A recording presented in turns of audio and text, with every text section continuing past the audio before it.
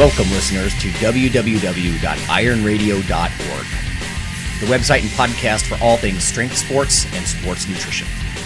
With your hosts, Lonnie Lowry. Remember, Phil is like a gnarled old oak tree held together with scar tissue and bone spurs. Rob Fortney. And I'm telling you, the pain that I would suffer was beyond excruciating. And Phil Stevens. Do it, Rob. You'll kill all those nerves. Thanks for listening. Good morning, everybody. Go to strengthguild.com, strengthguild.com. Scroll down to the Iron Radio collections, and we've got new shirts and new banners for you to support the show. Everything from just a regular banner or regular shirt to ones with sayings on them, like Lonnie's Phil is like a gnarled old oak tree shirt. And some news for you, we're going to have some contests for people who own these shirts and things. So if you support the show, we'll let you more on that later. So if you get in on these early, you can be one of the first people to win some prizes. So thank you very much. Go check out the site, strengthguild.com. Scroll down to Iron Radio Collections and support the show. Welcome, Iron Radio listeners. This is Lonnie Lowry. I'm an exercise physiologist, and I'm a sports nutritionist, and I'm a former competitive bodybuilder. And this is Phil Stevens. I run Strength Guild. I'm a strength coach, powerlifter, handling games athlete. Hey, it's Dr. Mike T. Nelson, creator of the Flex Diet Cert, faculty member at the Kerrig Institute, and still at home. Still at home. New record. Period. Yeah, I was going to say. Longest period in probably like 4 years. Yeah. Yep. Are all your trips canceled for the time being? Oh, yeah. Yeah. Like everything through June just got, Yep. And then now some of the stuff that got pushed out, they're like, well, we don't even know. And I was on yesterday with one of the organizations, and they're pushing all their stuff out again. And so I pretty much I want to do this stuff as soon as it's able to, but at this point I've kind of written everything off. Yeah, that's my nephew's living with us, and we got an email. He's a senior in high school, and we got an email from his school yesterday that said, the board met and we decided on your new graduation date. Your graduation ceremony is going to be August 23rd. I was like, what? Yeah. Oh yeah. It's like you get to graduate when the next school year starts. Right. I've been hearing some stuff through university channels. Some of the bigger schools in Ohio are now talking about even just making fall semester online because, second wave or like in Ohio, we did pretty well. We flattened the curve pretty well, but that's going to prolong the curve, right? And then when you add in second wave and all that, and yet at the same time, a lot of these universities, residence halls are big revenue streams, and you cut that out, and that's millions of bucks. But then you got to balance that with the millions in lawsuits if mom and dad send Johnny or Janie to college, and then before you know it, they're on a ventilator. Mm-hmm. I mean, unlikely in a young Sometimes person. there's just not off-campus housing in those areas either, because a lot of places have just dorms, and that's the main thing. They don't really have any other options per se. Yes, very true. Like that's actually true of my university. It's not a heavy commuter school, so what do you do? If anything, it's going to be new normal. Because if they want me to actually show up to teach in person, because remember, universities, I go back on contract August 1, Oh, wow. And then school usually starts about the 18th or something, just past mid-month, and I'm thinking, well, do I get a mask? Is there going to be Purell by the podium? Because you know what it's like, Mike in the classroom or Phil in the gym. Like people they're 3 feet away from you and they're just sneezing at you or coughing. I'm like, come on. Yeah. Anyway, not to sound alarmist, but these are just realities. There's going to be until there's a vaccine widely available. There's just going to be and I don't know, antibody test or something. There's just going to be a very new kind of quasi-normal way of operating, I gotta think. I would, of course, I want a vaccine sooner than later, but I would be extremely impressed if it was 18 months. I got a feeling it's 2 to 3 years. Exactly, and I'd be honestly, if they came out with a vaccine tomorrow, I'd be a little scared. Didn't test it at all. Yeah, rushed. Yeah. And this one's a little tricky to make a vaccine for, so that would be like the fastest time to ever make a vaccine because, as you guys know, like people forget that vaccines are tested to the highest level because you're putting them in people who are already healthy. Yes. Right. So it's even a higher standard than treating a pathology per se. Mm-hmm. So. Yeah. What about your gym, Phil? I mean, it's sort of, I don't want to say semi-private because, I mean, you accept people, of course, all the time, but it is sort of an acceptance process. Are you going to open as soon as they let you, essentially, or? Yeah, we're just not taking, I mean, I stopped taking anybody new before we got this lockdown and everything. It's like, we're just sticking with who we got for now. Yeah.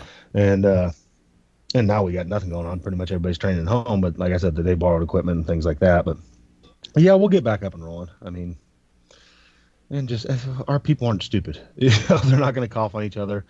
Before this happened, they stay away if they're sick. We kind of have a group mentality. Nobody wants to hurt each other's. We're all serious trainers, so nobody wants to mess up somebody else's deal. So it's like, I'm going to stay away. I'll do some stuff at home, until I feel better. What are you doing as far as sanitation? I mean, if people can spread things before they're symptomatic and stuff, are you just tripling up on how often you wipe down the barbells? Or, I mean, how does that work? Yeah, we got bottles of spray and stuff. Like, I got one guy that still comes in at 5:30 a.m. alone, and he just carries his little bottle of spray and wipes down everything before and after he touches it and stuff like that. Okay, so, yeah, we're just keeping it simple and not hacking and coughing on each other and kind of staying away from each other. It's weird being dead in there. See, I still go there and train because I own the place. Right. And it's weird because I'm alone. Yeah. I've got all this space for myself for so many activities. So, but yeah, it's we're ready. Good. Yeah. We'll see. Well, that's almost a segue, everybody. After the break, after we do a little bit of mail-in news, we're going to just talk about eating during the lockdown. What are your goals? What's different? Pros and cons, that kind of stuff. I mean, obviously we have a sports nutrition interest here. So let's start with a little piece of news. Strength and muscle sport news. This was written by Kara Marker for Lab Roots, I believe. Too much salt is bad for the immune system. So this is interesting, of course, because over the months we've had people come on with different opinions on higher sodium diets. But this one says excessive salt intake is associated with health consequences beyond just the cardiovascular system, of course. Here they say the immune system seems to be negatively affected as well. In a new study, researchers discovered novel evidence that excessive salt intake reduces the strength of the immune system, despite past evidence that indicates otherwise, with other variables, basically. So here it says, past studies of lab animals infected with skin parasites showed that a high-salt diet was actually to the animal's advantage. That's interesting to me. So sort of a skin biome thing going on, or obviously we have different white blood cells targeting different invaders. Here it says, just mechanistically, during the regulatory process, kidneys filter salt out of the body, of course, remove it via the urine. However, the same sensor that triggers salt removal also triggers glucocorticoid accumulation, which inhibits granulocyte function. So, right, high cortisol levels suppress your immune system. It says glucocorticoids are a type of anti-inflammatory hormone known for suppressing the immune system, and granulocytes are the most common type of immune cell found in the blood. So, my thoughts immediately go to neutrophils, of course. They're probably 60% of all of your white blood cell soldiers and first on the scene and very targeted toward bacteria and even muscle remodeling when you get sore. Researchers first studied a mouse model of high salt consumption, observing an increased amount of severe bacterial infections. So again, not looking at the skin, but just looking at bacterial infections, thought to occur because of a reduced granulocyte function. And again, I tend to think neutrophils. And then it says, in a human study, participants consumed an additional 6 grams of salt per day. So this is a high salt diet. Wow. The equivalent That's salt... additional, right? Yeah, additional. The equivalent salt content of 2 fast food meals, it says, according to the researchers. And then they analyzed blood samples, and they found, again, reduced white blood cell function in response to bacterial growth. Now, a lot of this talk is about bacteria, and of course the current pandemic is a viral problem, not bacterial, so it's the immune response is different and all that kind of stuff. But it does say, according to the FDA, Americans consume 3,400 milligrams of salt per day, so 3.4 grams a day, which is more than a gram necessary, right? 1,100 milligrams more than recommended. So I don't know. It's just one of those things. If you're eating at home, this sort of is going to bleed into our topic, but you're probably getting much less salt than if you eat out, frankly. At home, canned things, soups and sauces are kind of the big one. It's not all salt shaker. I think our listeners know that. But, yeah, this was interesting, though, to me, that too much salt. Again, the title is a little bit of clickbait. Bad for the immune system because, of course, everybody's thinking about viral immunology and stuff like that. And this is bacterial stuff. But still, you don't want to get some kind of bacterial infection either, I suppose. Mm-hmm. So, yeah, some immune things about salt. Have you heard anything about salt and immune function, Mike or Phil?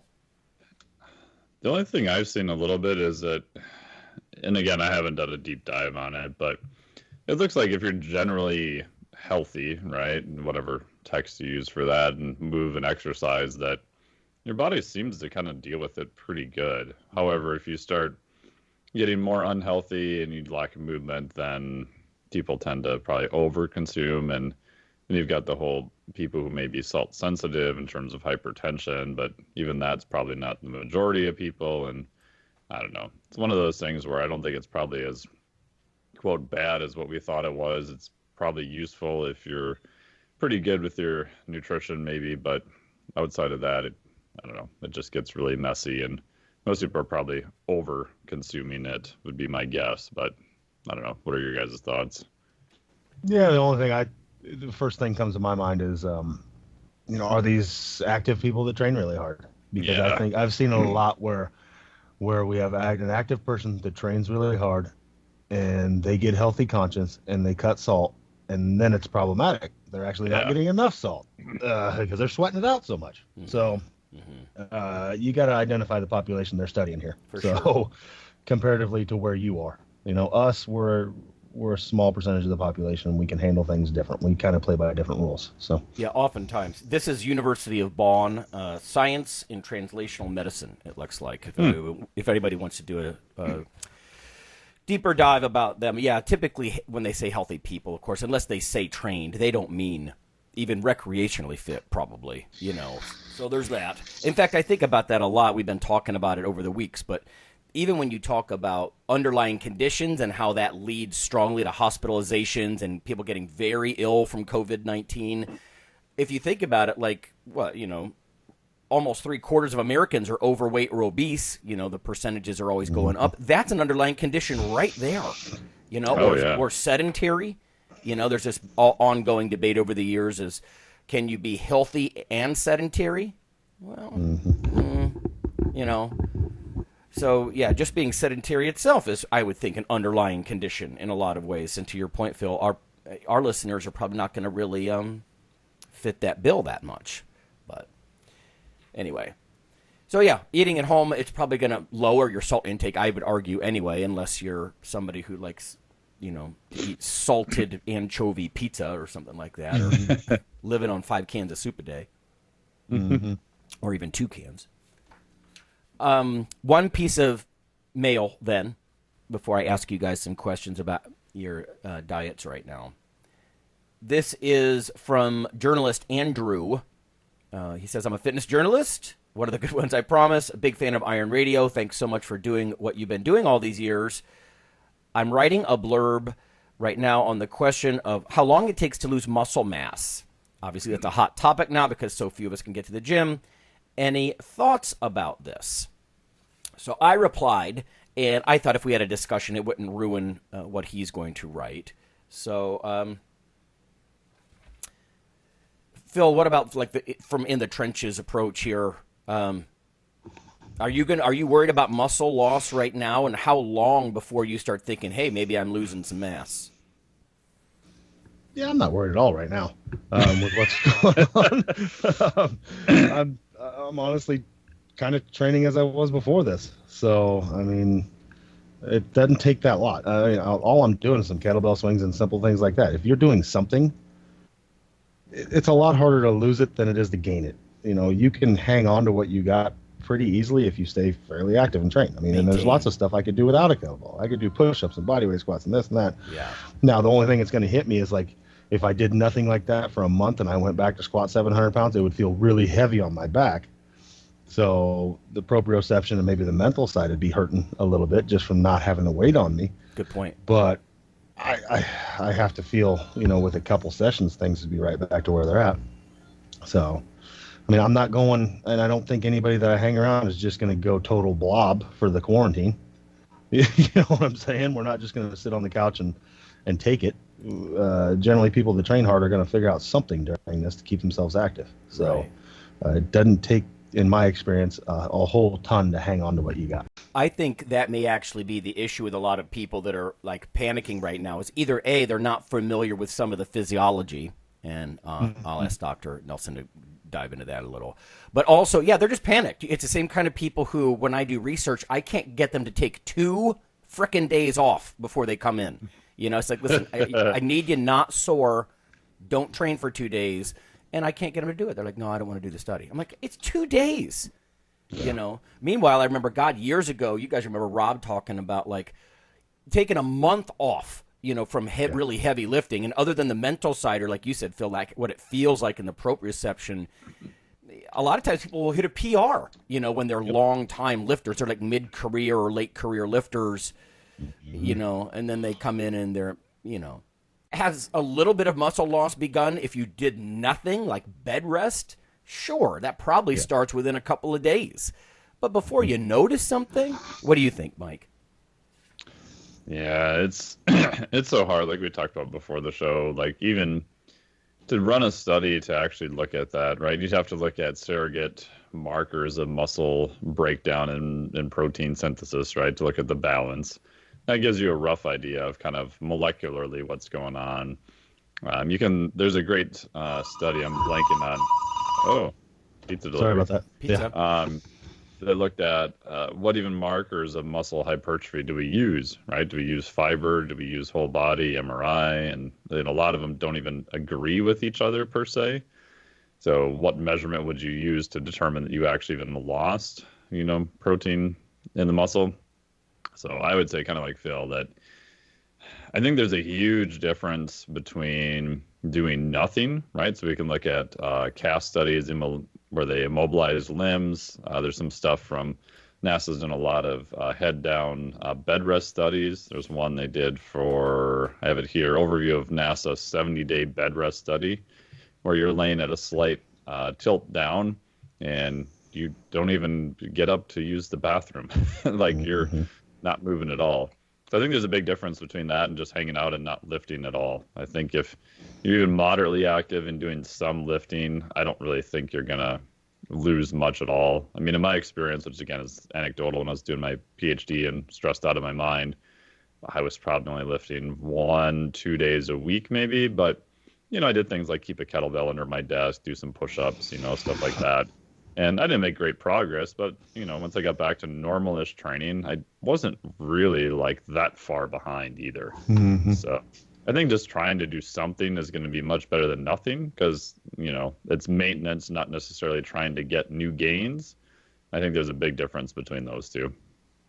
Yeah, the maintenance, I agree with you guys very much. That's the experience talking, right, as much as it is the journals, for sure. Yeah. Here's a couple of quotes. This is Poortmans, Poortmans, Brazilian Journal of Medicine Biology Research, 2012. Let's see here. They just kind of spell it out. Total protein synthesis in adult human subjects is about 3 grams per kg per day. 3 grams per kg. Yeah. So while protein turnover is about 5.7 grams per kg per day. Protein degradation in human skeletal muscles, estimated from the release of tyrosine in the presence of insulin and amino acids, is, comparatively small numbers. Now, compare that to, I have an older textbook. Well, it's updated periodically, but it's the Groff and Gropper Advanced Nutrition book. They say whole body protein turnover in humans is correlated to their metabolic mass, 4.6 grams per kg body weight daily. So, again, they say for a 70-kilogram male, that's a smallish 154-pound guy, whole body protein turnover, 320 grams daily. So you figure even for a large mammal, 400 or 500 grams total turnover. That's not just on the synthesis side or the breakdown. Are you going to see that? No, not for weeks, right? We were just, again, talking before we hit the record button. On yourself, you'd probably have to have a 5-pound difference in either fat loss or muscle gain to notice much. And other people, they'd require maybe a 20-pound difference before they're saying, "Hey, man, you're looking jacked," or you're looking a little smaller there. So that's an awful lot, and that's not going to happen over days or just a couple of weeks. Certainly not noticeable. I mean, XFIZ 101 says body comp equipment, because it estimates everything, even stuff like underwater weighing, bod pod. It's going to take a minimum of 4 to 6 weeks for that to even detect anything, and that's with aggressive changes. And so, it says the rate of synthesis and degradation can be influenced by a variety of factors related to nutrition, including immediate food intake. So one of the things that I was suggesting to Andrew was just basically something, Mike, I know you agree with very much, is try to eat maybe 30 or 40 grams of protein 4 or 5 times a day. You may 4 times a day times 40 grams. That's a nice even way to look at that. That way you're taking advantage of periodic, regular protein synthesis. A little bit of background insulin certainly doesn't hurt as far as helping to maintain body size and all that, or keeping up free testosterone concentrations. And I agree with both you guys. I mean, you could probably literally get away with stuff like calisthenics and stuff if that's going to make a huge difference compared to bed rest or a cast. Yeah, for sure. So I wouldn't sweat it, Andrew. Yeah, and anyone who's had injuries realizes that pretty fast. I mean, I had a time where I completely ripped out my right arm from the socket and had to have it plastered to my side for 8 weeks. And you're not even moving it. I'm not even supporting the weight of the arm. I couldn't do anything because I had to wait for all the soft tissue to stitch back together before I could even start PT. And at the end of it, like, I could play games with my triceps. They like blew in the wind, and your arm is like about half the size of your other arm. But that's absolutely zero movement at all. So that's a big difference from just being a normal living human and just not going to the gym. Yes. Plus, it rebounds incredibly fast. I mean, it came back.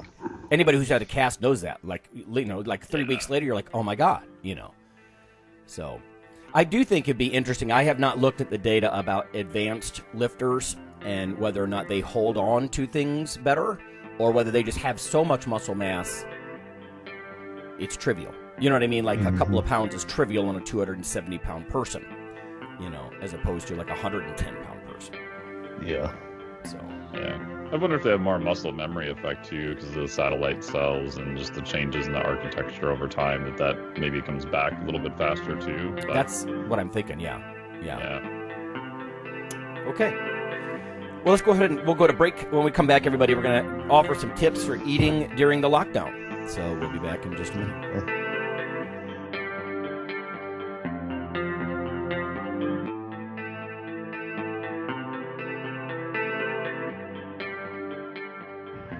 Hello there, ladies and gentlemen. Yeah, you know who this is.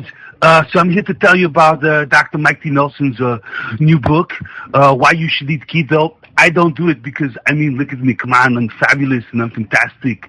Anyway, you should text Keto ebook, all in one word, to 44222 to receive your free copy. Do it now!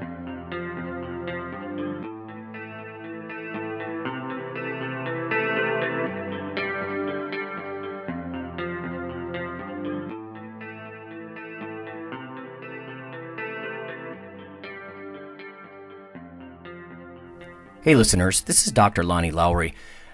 If you've ever had anyone critique you on your protein intake as part of your weightlifting lifestyle, oh, you poor meathead, all that extra protein is going to rot your kidneys or weaken your bones or dehydrate you or give you gout or who knows what. There is a book available. You could simply Google CRC Press and Lowry. And what I've done is reach out to experts all over the world and create a book, a single compendium that you can hold up and say, this is why I consume extra protein. This can be very valuable when you're being quote-unquote educated by various professionals on the topic. There's an enormous amount of literature in this book on the safety the effectiveness, how protein works in cells, the history of protein and weight trainers, much more. So again, please check out CRC Press and Protein and Lowry. You can just Google that.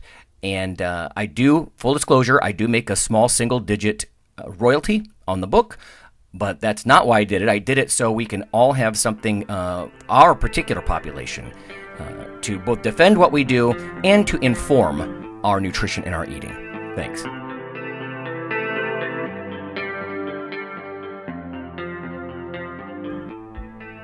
Iron Radio is, of course, primarily a podcast. But over the years, there have been technical glitches calling for backup streaming and listeners who wanted the convenience of other sources of audio content. Toward this end, Iron Radio is now simulcast and backed up on YouTube. If needed, please search Lawnman07 or Iron Radio from within YouTube. There's not much video, but if you like to listen through YouTube on a Roku or other living room device, there you go.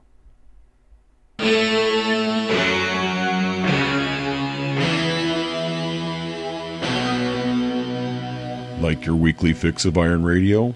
In addition to being a popular institute on iTunes, we are also on email. Simply go to www.ironradio.org and sign up for the voluntary email. You'll get a once per week email, no more, that's little more than the show notes and a link to the audio. So go for it.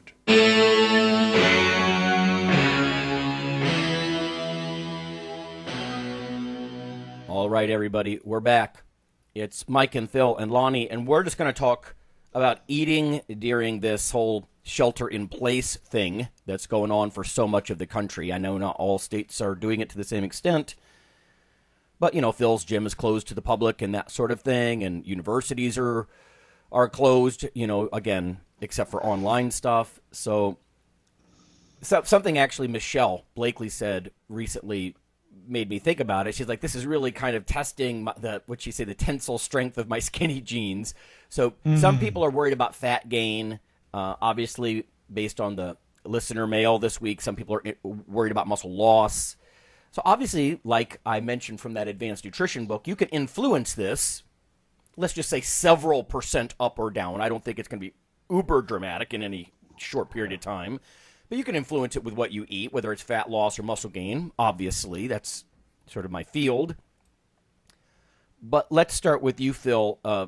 Do you have a goal over break? You said you were training pretty much the same. Do you have, like, eating-wise, do you have a goal? No, my only goal right now is I jacked up my knee, and what we think is I slightly tore my lateral meniscus. And like a grade 1 or grade 2. I can walk on it. It just hurts. So basically, I've been doing stuff to make it feel better. And what I can do right now is lots of swings. And so I'm doing Dan John's 10,000 swing challenge thing. And super light, high rep leg extensions. And then some kind of upper body assistance work every day. So I've lost 10 pounds without trying. So my eating has stayed the same.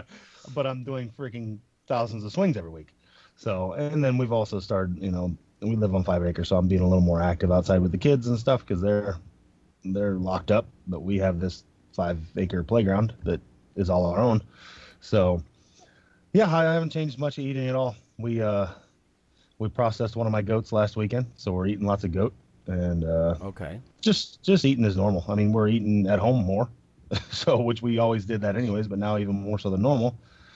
But lots of meats and veggies and rice. Like last night, I had rice with some goat, and we made like a curry kind of thing.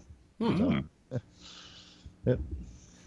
What about frequency of meals? Do you eat 3 times a day, 4? Is it different from before the lockdown?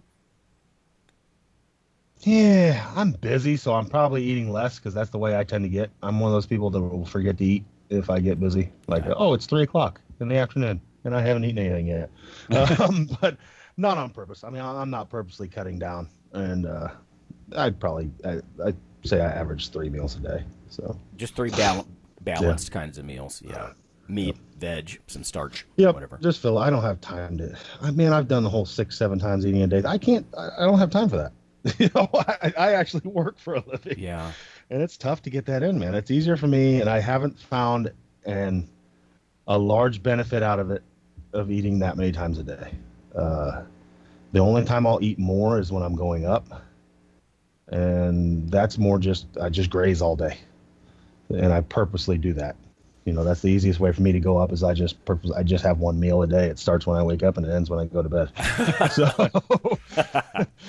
Yeah, so I get it. That's the change I make. But right now it's I just eat when I'm hungry. Hey, I'm hungry. I'm going to get something to eat. And I hang on to weight pretty good. I'm in the 250s right now without trying. So it's a good point about the extra time. I mean, when you eat big, like competitively, it is incredibly time consuming. Dear God, the prep and then just the shoveling, shoveling it in, Just it's old. It gets old. So it's nice for me to have breaks like this. Like I don't mind going 12 hours without eating. Not on purpose. Like I'm accidentally intermittent fasting just because, hey, I'm busy and it doesn't matter, Yeah. So I don't like my life being ruled by food. And a lot of people get that way. So it's like, I'll just eat when I need to. So right, yeah. Now, on the flip side, people have more time now. So if they wanted to do a lot of prep and really get into it, I can almost see that too, because you're not, sacrificing work. Because like you, when I get busy, sometimes I'm like, even online, I'm like shackled to my keyboard right now because I've got a lot of students, and I want to respond to them and make them feel like I'm here, And grading papers and all that has really ramped up because it's very hard to do group work the way that I used to. So I'm doing a lot of individual grading, and like you, I looked up to the clock the other day and it was 3:00. I'm like, oh shit, I do think it's helpful though to at least acknowledge, like, I should eat on some kind of a schedule because things just blur for some people right now. Like what day is it? Yeah. Mike, how about you?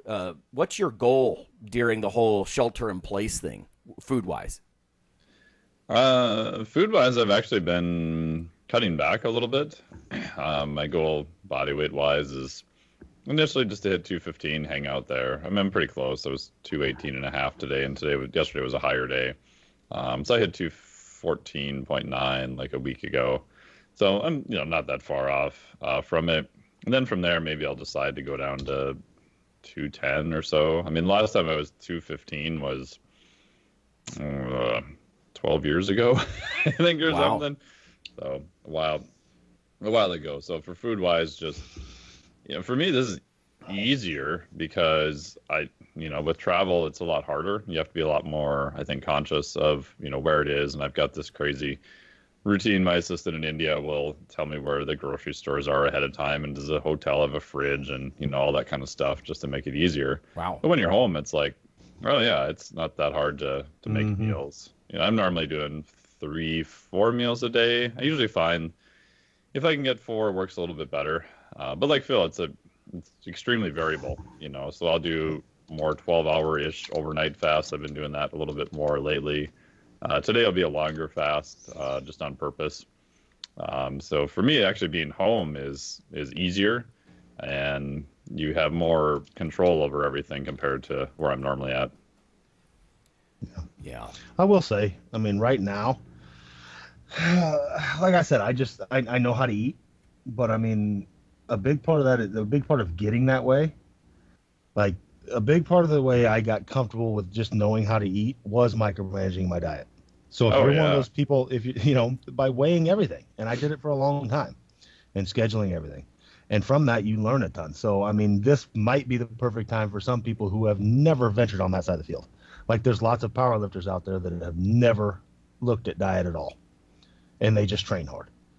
And now, let's say you're locked out of a gym, you just have stuff in your garage. Hey, maybe it's a good time to do that, and get comfortable with that. You have nothing else going on, so you might as well use this as some way to, change it up a little bit, and let's control that. And maybe learn something.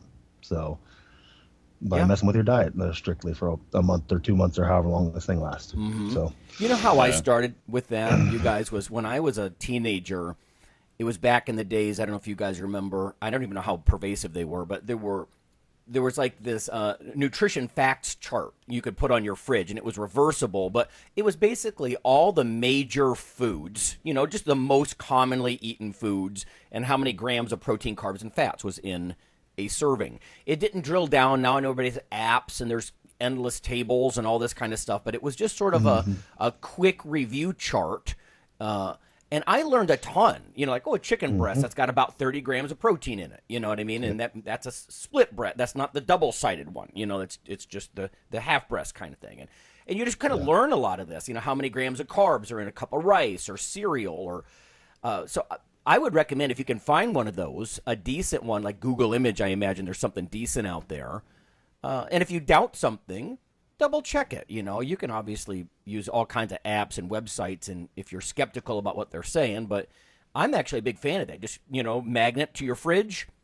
If you, like you said, Phil, if you've never done it before, you're like, listen, I'm going to try to eat 4 times a day, like regular, 3 big meals or 4 medium meals a day, just so you remember. Because if you don't eat, I do think that's going to worsen the risk of something like muscle loss. And I worry about muscle loss as much as I worry about fat gain.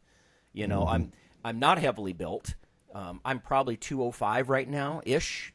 But I get up and I'm like, well, I better eat something. Like, I love to have my oats and berries in the morning. So if I do that, that's a nice start for the day. When I worked, I probably did not have anything but coffee between when I left for work and maybe, 12:30, like lunchtime. Now, though, I'll eat mid-morning. I mean, and I think maybe for muscle mass reasons, because that ends up being maybe more of a 4 times a day instead of 3. It might be helpful that way. But I do think you got to be careful. If you're prone to fat gain, constant grazing, and never being in a fasted state's probably not the best either. So it depends on the goal so much, Oh, it's so much easier now. Like back in the day when like you were talking about, back in the day when I did this, like I had a book. Yeah. A hard copy book. And you had to, where's the chicken? Okay, there it is. Okay, 30 grams of this weighs that much. Everything was in a book. Now you got all these apps, and it's so easy for people now. Yeah. So. And even then, I still make clients do some of the work, right? So I'll say, okay, I want you to hit 4 meals at 40 grams of protein. Here's some good protein sources. If it had eyeballs on it, probably, start there. And then the next question is like, well, but how much is that really? And what if I have this steak or this chicken? I'm like, no, just, look it up. Like, but you won't tell me what it is? It's like, I know what it is, but I want you to take an active role in the process. And when I'm not here helping you, you know where to go to look to see what things are. And it's always amazing when they actually have to go look stuff up, how shocked they are. Or if you just kind of tell them, it doesn't really seem to sink in as much, I guess. I remember the first time I had a client years ago, and I said, okay, when you go out for your business meals, I just want you just to log that business meal in, at the time, MyFitnessPal. I use Chronometer now. And just let me know what it is. He's like, oh, no, I don't eat that much when I go out. I'm like, okay. I said, what did you have for dinner? He's like, I had fettuccine Alfredo. I'm like, okay. So your job is to go look that up. He comes back and he goes, holy shit, I didn't realize there was that much fat in there. Right? Yeah. That's all it is. But yeah, so I think doing that process of just the awareness if you haven't done it, and the next level down, like you guys said, is taking a digital scale and actually weighing stuff for a while. So you kind of know what it looks like, and after you've done that for many, many, many hours, like even now, I'm not technically logging anything. Like, I may weigh rice or I may weigh stuff that I know I will tend to just kind of overeat and go, that looks like 5 ounces, But when I get to the point where I need to be a little bit more granular, then, okay, now I kind of know what to do. But teaching people those habits is useful. Yeah. I'm actually a fan of the hand model for estimating foods. The whole palm 3 or 4 ounces and your fist is about a cup. And I invariably get like the football lineman, like, my hand's not as small as yours. Yeah, I get it, right? But I'm not delusional. People aren't going to measure gram for gram forever. I mean, if you've got a target date diet and you're really focused. But, it's okay to estimate this stuff for the most part. Because to your point, Mike, like if you do look up just in a cursory way, I knew where you were going with the Alfredo stuff. Yeah. Because there are certain things like, go look up, here'll shock everybody, go look up one small piece, like 1/8 of a pecan pie. Holy God. Like, you want to gain some weight? I'm a hard gainer. Yeah, well, there you go. Yeah. My shock 2 years ago, actually, was when I started logging stuff, more often again, was, one of the little bag of chips you get at Chipotle. Holy crap, that was almost as much as the entire bowl of Chipotle I ate. I was like, whoa, I didn't expect that. Wow. And then when you think about it, you're like, oh, yeah, oil-laden corn. Okay, yeah, that kind of makes sense. Yeah, oil-soaked corn, right? Yeah. This does bring up peripherally something. Another email I got this week from David, and he was just asking about plant versus animal protein quality. And Mike, you mentioned something that jogged my memory about it with the, start with something that once had eyeballs kind of thing. The reason that this is very timely is because I have a lot of students, and they all went out to look at a different nutrition documentary, and they're analyzing what they think. And for me, my biggest concern, my biggest fear is that they listen to something for 90 minutes and they're so swayed by one of these nutrition documentaries, which we all know cherry pick evidence, oftentimes. And they're willing to throw away 4 years of college education in 90 minutes, I don't want to hear something like, oh, I watched Game Changers and now I realize protein is not necessary. Oh boy. Or you could just get that from plants. Well, sort of, if you eat a wide variety and you plan. But anyway, so then I got into this sort of discussion with David, listener David, about, what's the difference between incomplete versus complete proteins? Plants incomplete, they lack one or more of the essential aminos. Animals are complete proteins, but then beyond that, there's very granular scales. Like the PDCAAS or the DIAAS, and I mean, these are scales that will literally put a number on things so you can really see, to our point about checking grams of this and that or checking numbers. You can actually get on a 1.00 scale or even slightly above a number for how high quality these different proteins are between digestibility. Plant proteins are typically thought to be a little bit less digestible, so you might have to eat more, or wider variety and just more. And stuff like that. So, getting a high-quality protein source in every, 3 or 4 hours, probably not a bad idea. And the protein itself is going to be almost completely unlikely to cause any fat gain. It's got calories. No, it's protein. Relax. If it's now, I don't mean protein Big Mac. That's not just protein. That's what people tend to think, right? Oh, Big Mac, that's protein. No, that's pink goo squirt into circles served with lots of mayo and refined junk. That's not exactly what I'm talking about here, but I mean, anyway. Yeah. And your point on that too, if the dose is high enough, you're probably going to be okay, right? So there's a study looking at 20 grams acutely of whey protein was equal to about 40 grams of rice protein and about 60 grams of a wheat hydrolysate that they used in different studies.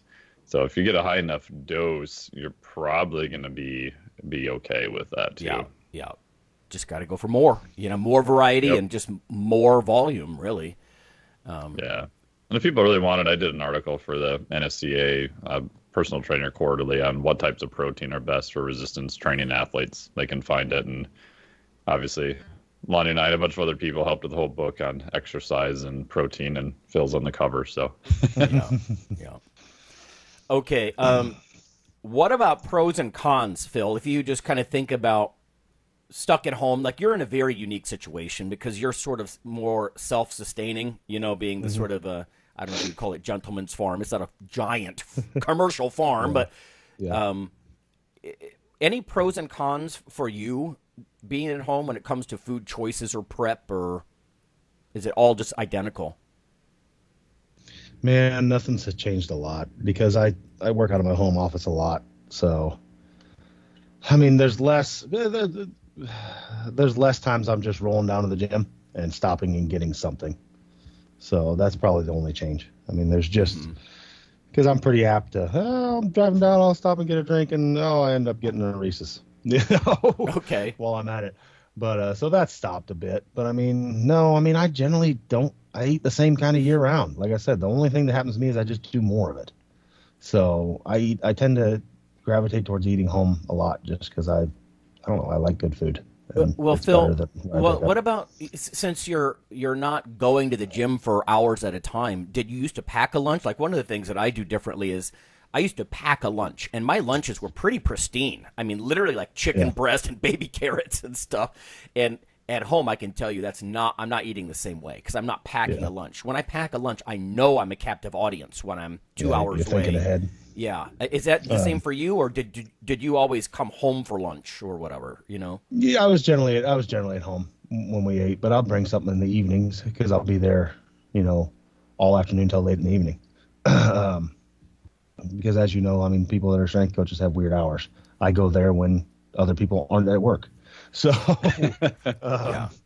you know, that's the nature of the business.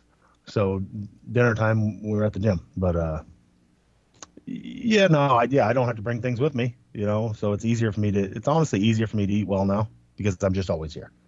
So, and I have no excuse because our freezer is full of nothing. We just don't bring bad stuff into the house, and it makes it easy not to eat bad stuff if you do that.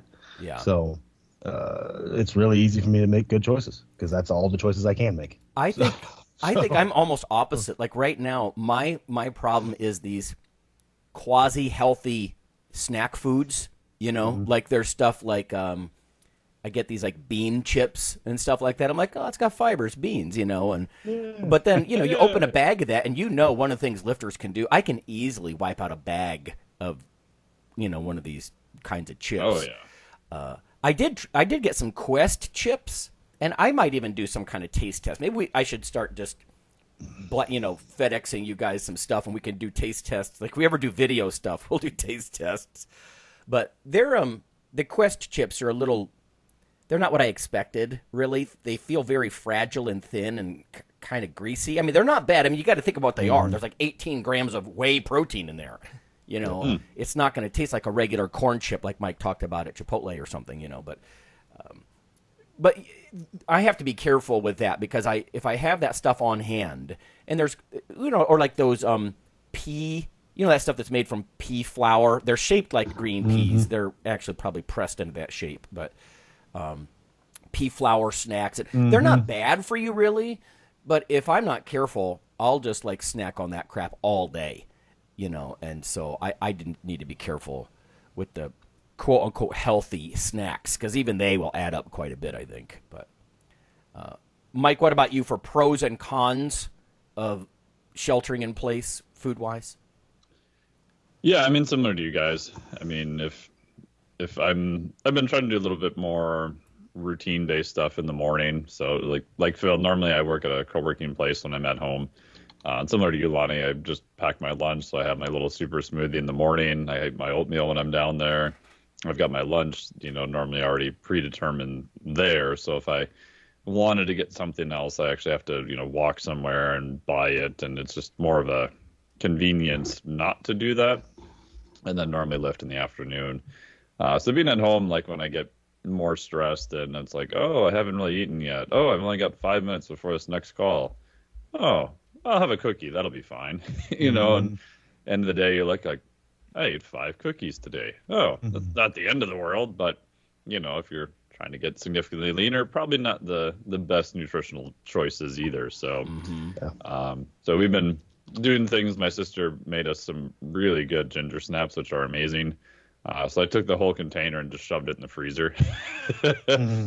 So that way I don't have to stare at it. And then when they're frozen, you eat them a lot slower too, which is a good thing. So just doing stuff like that to move things out of the way and kind of control your environment a little bit more. And then also for me, just even when I was in Costa Rica for 2 weeks, I did the experiment of, you know, it was very easy for us because, you know, they gave us all the food and, you know, just good stuff like veggies and rice and protein. And I'm like, I wonder if I just lift and hang out down here, just eat till I'm full. You know, didn't really have any other foods per se, other than a couple of times we went out to a cafe. And after 2 weeks, didn't get on the scale once, didn't measure anything, didn't do anything. You know, came home and after the fluid loss from the flight and all that stuff, and yeah, I still ended up losing 2 pounds. I'm like, oh, it's kind of a nice reminder that, oh, if you eat, you know, kind of whole foods, then you can stay relatively full and you don't feel like you're missing a lot. So where can I go off the rails is I get busy like you guys, skip meals, and then all of a sudden I'm hungry and I look and I'm like, oh man, I got like 5 minutes before another call. And I've got another call after that, and then gets to be kind of a disaster some days then. Right. Yeah, for sure. One of the things that it has affected me, it doesn't sound like it's affecting Phil as much, but is my total energy expenditure is way down. I mean, oh yeah. I used to spend 2 hours on the road total in commute to work, but when I was at work, not only did I have that pristine lunch, but I was up and down the stairs 2 at a time, 50 times a day back to my office or to the lab, just running around or in the classroom and now I'm sort of shackled to a keyboard, like I said. So, I mean, I got to think about the energy intake side, or I probably will start, getting a gut if I'm not careful, because the energy expenditure side, I mean, yeah, I might go downstairs and lift, but to be completely honest, even though it might be 3 or 4 times a week, the workouts are about half maybe of when I used to go to Pep's gym. I'll try to do like 20 minutes on the elliptical, and then I'll go downstairs and dabble around with some lightweight whatever, like compound lifts, squats or deads or something. But yeah, my total energy expenditure is down. So I'm going to have to keep that in mind too, the whole energy balance thing, because I don't have a farm to run around on. Stuff like that. Yeah, mine's up. I decided to wear my wife's watch yesterday that has a pedometer on her Garmin watch, and just to see what I did. And I had 22,900 steps yesterday. Whoa. Whoa. Yeah, I'm freaking all over the place. So all around the farm and all around the warehouse, because I'm wearing like 7 hats now, because a lot of my people are yeah. And so I'm doing their job. Right. So, yeah. Yeah, I was much more in your camp, Lonnie. I realized that like super fast that because a lot of my stuff is online. I'm running a online mentorship now, and I'm trying to get other products that got pushed up, out because everyone is transitioning everything online now. So all the timelines got rejiggered and stuff. So I realized that I need to actually actively take like 2 walks. So when I worked at a co-working place, you have to get down there, you got to park. It was on the 4th floor, so you got to walk up the stairs. If you wanted to ever leave and do anything, you got to go down 4 flights of stairs, come back up. And now it's just like, oh, wake up, and it's like 20 steps to my keyboard. Yep. So I've also been running the aerobic base experiment too. So I've been getting up each morning doing some stuff on the rower, got the stationary bike going. So I'm on about day, I think 14 in a row of doing that each morning. In addition to some weight training most afternoons, probably 6 days a week. And then I realized I had a program like actual time to take like 2 walks, just to hit 8 to 10,000 steps a day, where before I would just do 1 in the morning. I was, definitely good for the whole day. Right. Yeah. Kelly and I are going for like half-hour walks, I would say most days, but it's I don't think it's even compensating for how little I'm moving, frankly. I think I'm going to do what you do, though. Get back to even if it's just 20 minutes on the elliptical or something, when I first wake up, like fasted, just get on there, turn on the right jeans for the day, with some exercise, something like that. And I just started really, I started this probably a year and a half ago. I was just doing literally 6 minutes on the rower in the morning, and now I got a bike. So, the other morning I was up to 7 to 11 minutes on the rower, which is a little bit higher intensity, and then 17 minutes on the bike, right? So I just said, okay, I'm going to start by getting on the thing, even if it's 3 minutes, which literally the first day I think was 5 minutes. And then I'm just going to add 1 minute each day, until I get about a half hour, 6 to 7 days a week, because if I'm doing a half hour, 6 days a week, that's like 3 hours, which is way more than what I was doing before. And if someone hasn't done that before, that's a pretty significant difference over time compared to. It adds up. Yeah, that's a lot of hours over time. Yeah. So. Yeah. Well, we're already drifting into this area, but last question, Phil, what would be your advice to someone? I mean, obviously, most people aren't going to be in your situation. So if someone came to you, one of your people, and they said, how do I eat during this whole lockdown and shelter in place thing, what advice might you have? Gosh, I think the easy advice would be just, get a list of food that is good stuff that you should be eating. Go shop and only buy that. Mm-hmm. If you don't have the stuff in your house, you can't eat it, and you're under quarantine now. Yeah. So you can't just, it's not as easy to just go pick it up. So if you just fill your house up and cupboards up with massive amounts of good stuff, and then just that's your choice. This is what I got. Yeah. So I mean, that'd be the easiest. Yeah, don't bring it home. That's good advice. How about you, Mike? A piece of advice for someone during the lockdown? Yeah, I agree. I mean, with some of my online clients that they're rightfully very stressed out, and body weight kind of went up a little bit, and it just took a little bit of time for us to kind of reframe it that the circumstances are what they are. There's probably not much we're going to do to change that. But if you're trying to get leaner, this, in my opinion, is probably the perfect time. Like, you can completely double down on your own routine. You probably have a little bit more time. And like Phil said, you can control your environment a lot more than what you probably were able to before. Right? You don't have to worry about Bob bringing 12 dozen donuts into the office and you have to stare at them all day. You control what food you bring into your house or have delivered, and just, double down on having more protein, veggies, if you need carbs for, where you're at.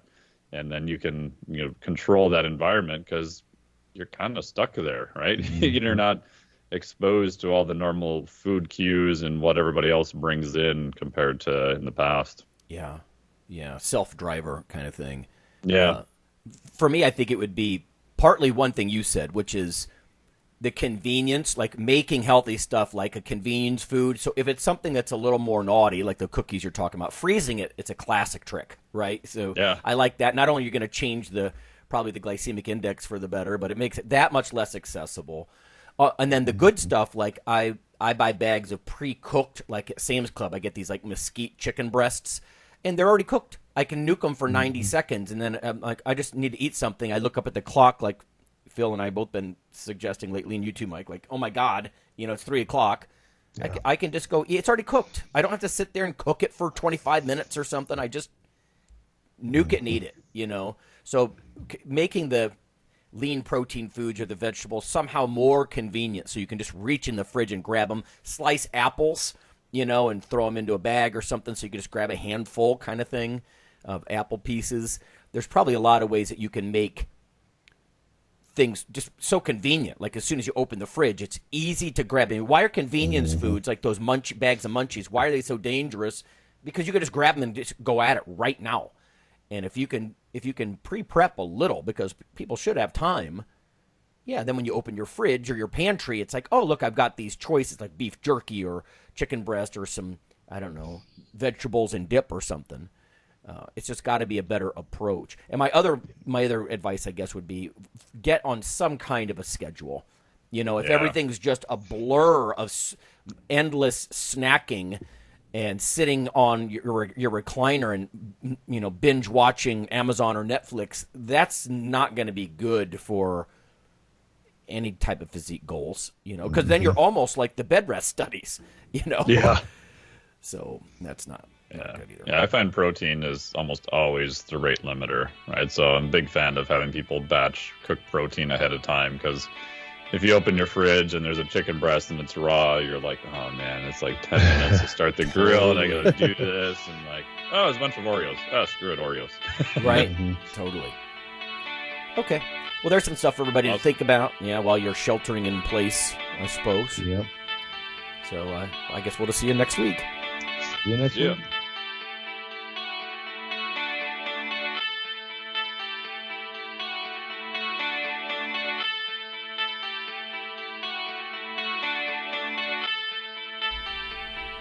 Hey listeners, have you seen the store at IronRadio.org?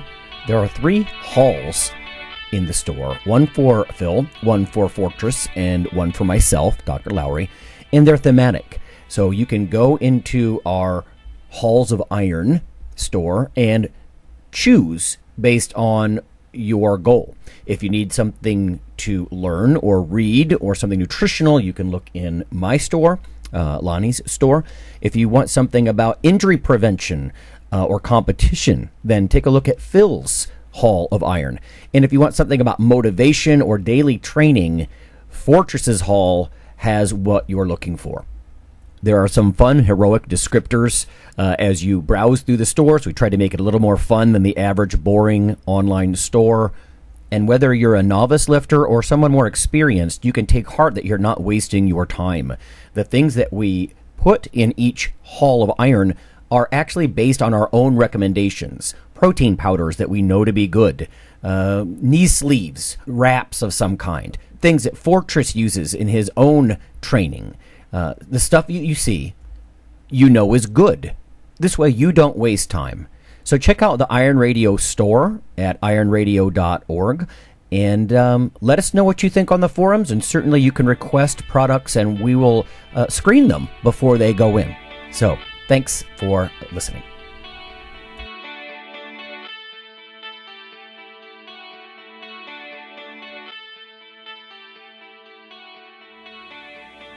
Iron Radio is accepting donations. If you like what we do, the professors, the scientists, the bodybuilding show promoters, the athletes themselves in powerlifting and bodybuilding, please consider making a donation or maybe buying something from the ironradio.org store. We also are accepting supporting members. So for $4 a month, which is frankly less than the bank sneaks out of your account in fees, you can step up and support a form of sort of public radio for the bodybuilding and powerlifting and strength community. The Iron Radio podcast and all of the audio on ironradio.org is for informational purposes only. If you're interested in starting a diet or exercise program, it's important to check with your physician. Also seek the help of registered dietitians, athletic trainers, and qualified exercise physiologists in order to make the progress that you need.